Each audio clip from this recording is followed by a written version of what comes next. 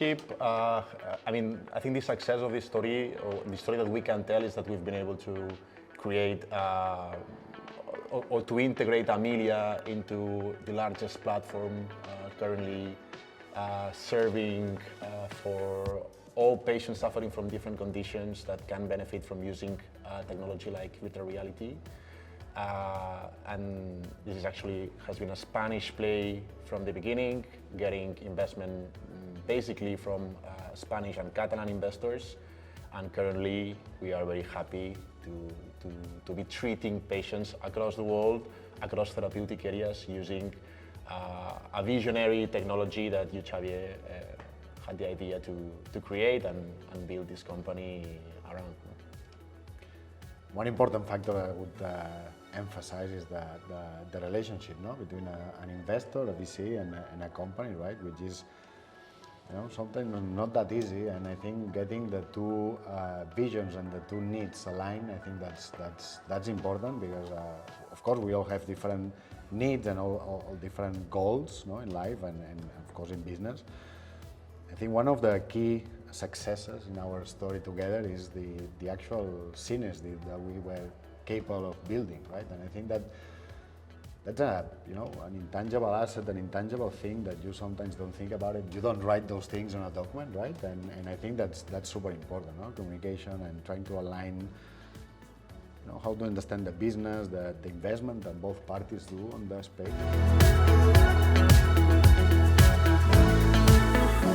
We're fortunate enough to meet Asabys 4 years ago, which definitely changed, the life of Amelia Sires at that time, because I remember we were like 10, 12 people at the company, and with the due diligence you sent us 12 lawyers to the office. That was like a very interesting inflection point. But since then, and thanks to Asabys' help, we've been able to scale to become one of the top leading virtual reality companies in the world, all the way that we were able to start talking to XRHealth, right, which is another very important company in the space, and decide to merge, right, and become the leading platform in virtual reality in healthcare. Yeah.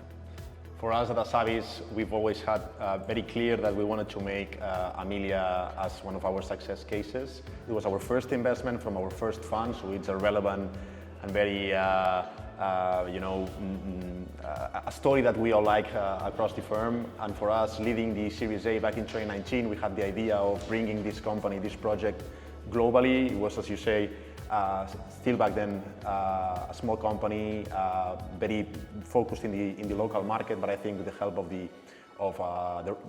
whole group of investors, and also all the people, and basically under your leadership, you guys have been able to create this story, which is currently, as we are saying, probably the most important success story of a health tech company south of Europe for sure, and one of the most important in Europe. So one other thing I think you are not aware of, but I think it was important from our side that you brought that into the table, is the focus on having a very strong product, a very strong value proposition, and refine the product with the resources that you brought in. That was like one of the first decisions that helped us.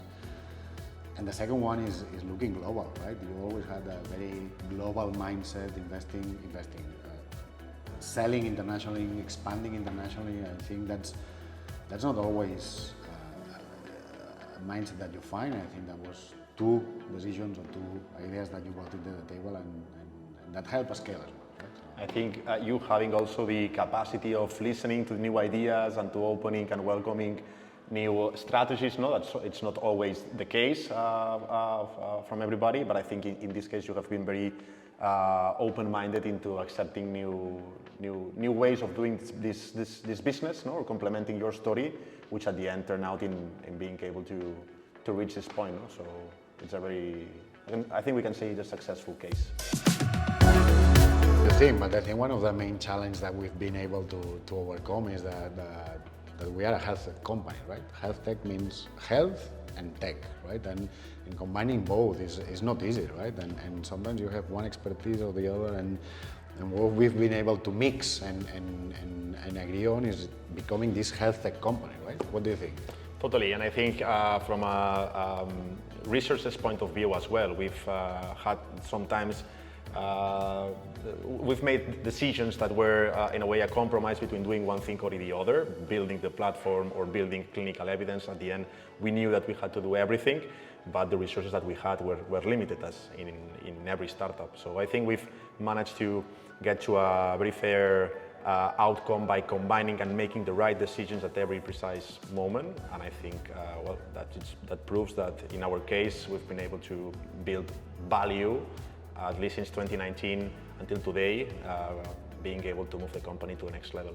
And talking about this, right? The end, we've been through a lot of things. For example, COVID, something completely unexpected, right? And the allocation of resources. We need to move fast to reallocate resources and this and that. And I think that's, again, one of the key elements for success, right? The being able to talk, communicate, and reallocate and understand that sometimes, you need to revisit the business plan and make changes fast, right?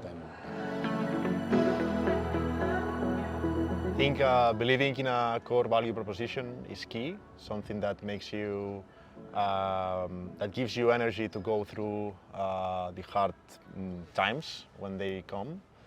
I think it's also very important to build a relationship based on trust between all the parties involved, that it's the founder, investors, and all the stakeholders. I think having the capacity of saying the truth, and which is sometimes might be things that are well, not well received by everybody, but I think it's very important to develop this kind of relationship based on trust and working all together and being on the same boat to reach success.